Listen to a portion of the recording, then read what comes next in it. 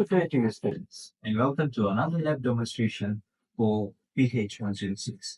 In this lab demonstration, we will be discussing experiment number 3, which is on the coefficient of friction.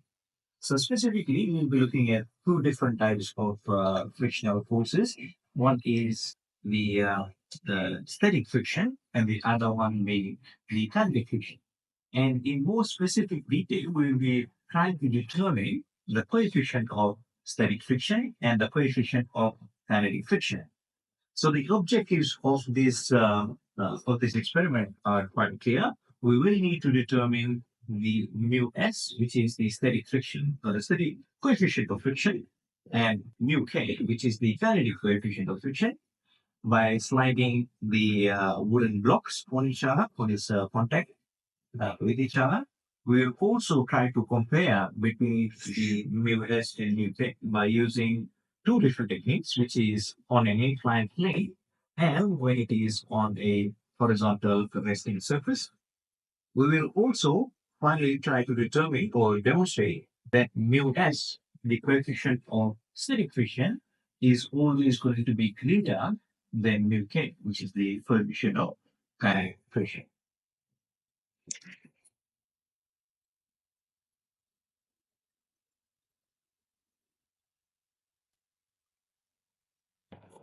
Moving on, I would like to discuss the apparatus that we will be using for this particular experiment.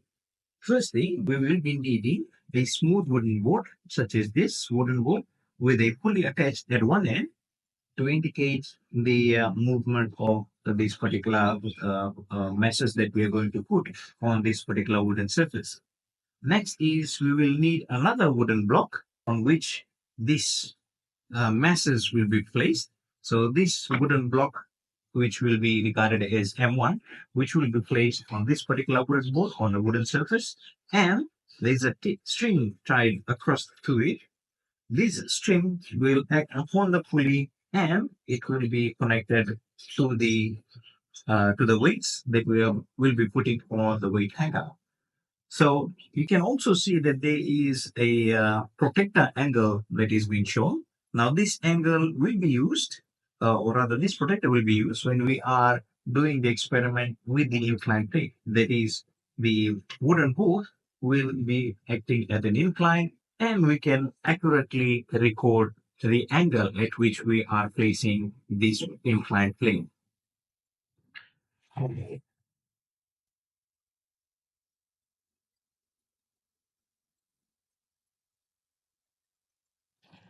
Now let's discuss the procedure to which you will be completing this experiment. Part 1 of the experiment indicates that we have to use the board as an inclined plane. That means this wooden board that we have got, we will be acting it as an inclined plane. So therefore, we will place this small wooden block on this inclined plane at any particular area that you would prefer. And we will now increase the angle of this inclined plane such that this wooden block begins to move on its own.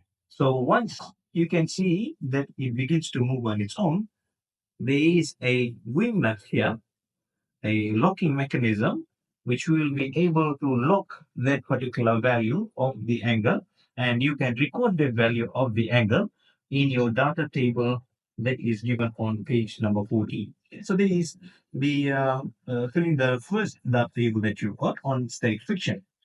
So static friction, basically what that means is the amount of friction that needs to be overcome on its own for the block to move without any restriction overcoming that static friction. Now, the next part of the experiment is consisting on the kinetic friction. It's still on the part 1, but in this kinetic friction, what we're going to do is we will increase the angles. However, we'll try to give it just a slight push just to indicate at which angles it begins to move with a constant velocity. So for example, you can place this wooden block at any particular point along that inclined plane, and then just give it a slight nudge until it begins to move with a strong velocity. So we will again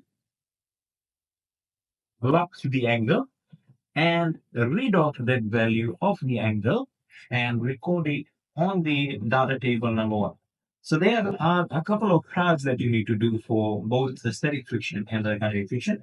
So there's four trials that are needed for static friction and four trials that are needed for the kinetic friction on the inclined plane. We shall now move on to the second part of the experiment, which considers the horizontal board with a pulley. So we have got our setup arrangement as shown in this particular setup, where we have the wooden block, a small wooden block resting on a wooden surface or a horizontal wooden surface. And there is a string that is connecting this small board to a weight hanger. So therefore, we will be putting some meshes on this weight hanger, and we will try to determine the amount of meshes that will be used to move this particular wooden block across this and slide across this wooden surface. So for that, we will have some slotted mesh, and we will put this slotted mesh onto this weight hanger as such. And we will need to record the smallest amount of mesh that is required in order to pull this mesh along this particular horizontal plane. We will need to reduce the trials, the number of trials, for three more trials, let's say. And we will record that as the top table in page number 40. There is an indication of M1. M1 represents the mass of this wooden block that is resting on the horizontal board. So that means we need to record first what is the value of M1.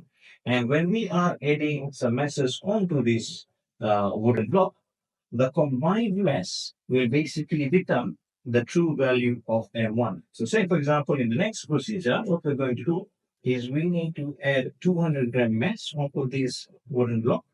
So if we add 200 grams onto this wooden board, the combined mass would be 200 grams plus the mass of this wooden block as well. And this is the total amount of mass that needs to be pulled across the hanging mass that will be placed on this weight hanger.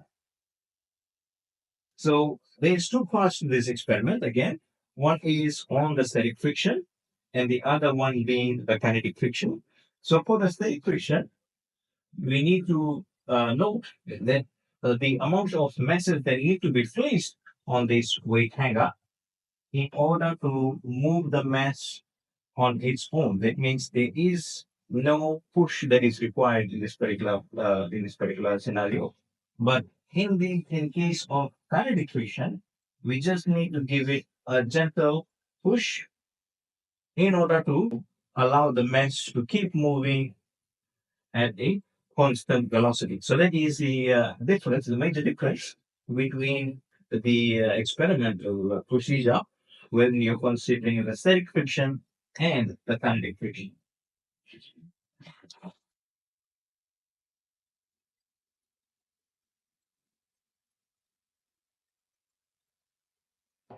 Once you have completed doing the experiment and understanding the data that you have got from the experiment, there is a set of data analysis that you need to do to determine the true value of the average mu s and mu k. That means the coefficient of static friction and coefficient of kinetic friction in order to determine the demonstration between mu s and mu k. And there is a few questions that needs to be answered as part of your lab manual as well. So you'll find these questions on the lab manual itself, and that completes the end of this lab demonstration for this particular experiment. I hope you will be able to complete up your write-up and submit your analysis on time. Thank you so much.